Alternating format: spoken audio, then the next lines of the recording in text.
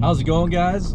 Welcome back to the channel, Make Money Trucking. So I wanted to go over my current monthly expenses as an owner operator that is leased on to a company running under their authority and their DOT. So basically, I've been getting a lot of questions about this, and I kind of just wanted to give you guys an update. I've done a video that's very similar to this in the past, so I just wanted to kind of fill you guys in and just give you an update on that. So currently, my bobtail insurance is about $250 a month, and that's what they require you to have if you run under their insurance, their general, overall general liability and whatnot, and like their cargo coverage and all that stuff, because I do haul hazmat, so they usually cover that side of it. So for my side, I pay about $250 a month for that. And I just recently bought 2 trailers, and those are costing me about another $100 a piece. So I'm not going to use both examples, I'm just going to use the one example. So that's $350 so far. And then the company is going to back charge you for part of that big insurance that they're paying to have you under their, their hazmat coverage and whatnot. And this also goes for like their liability and technology fee for like ELDs or tablets or IFTA and whatnot, so on and so forth. So I currently pay about $800 a month for that. I don't want to get you guys too confused with the numbers here, but typically you would usually pay around $1,200 a month. I'd say it would be about the average. So given that I pay about $800 a month, that's actually pretty cheap. And I would actually say that it's more realistic to pay about $1,200, even in some cases, about $1,500, given some circumstances. And then I park my truck. I lease out a yard that I park my truck in.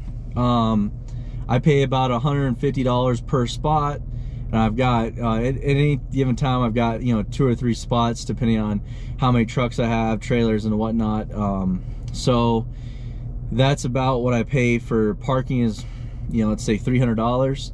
So $250 for the bobtail, $100 for the trailer insurance, and then another $800 for the fees that like the carrier will charge you back a month for your portion of the insurance.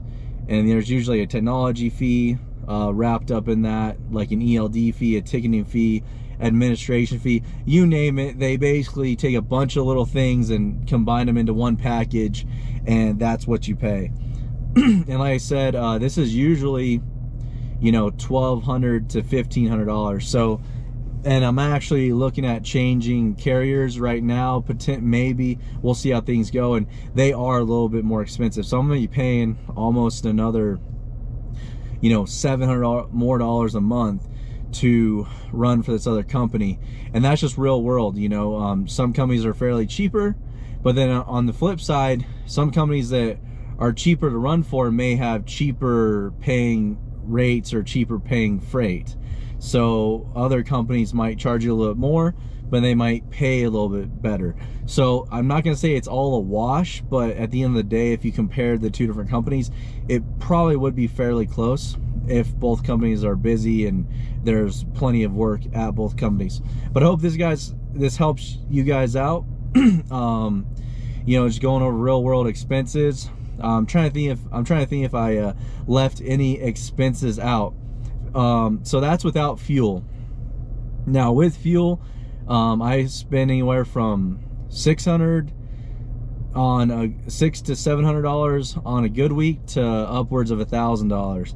Fuel just went above $4 a gallon for diesel, which I made a quick shorts video about that. That's the first time it's done that since I've been an owner operator for about 7 or 8 years. So that is definitely something to consider. But yeah, so about $800 to $1,000 for fuel if you're local. If you're running over the road and you're just putting miles on, you know, all 11 hours of your day, you're gonna be spending a little bit, probably a little bit to quite a bit more than that. My job requires driving maybe 250 to 400 miles a night, so I have a lot of idle time. My time is not spent all just getting from point A to point B. So yeah, so that's basically my expenses when I'm leased under a company and run under their DOT authority. Just wanted to give you guys a quick update. Hopefully this helps. Let me know down in the comments if you guys have any other questions. I'll try to basically answer them as soon as I get a chance. Sometimes as the channel grows, I'm getting overwhelmed with comments sometimes, which is great. But yeah, I'll try to answer any questions you guys might have as they come in. But I appreciate it, and I will see you on the next one.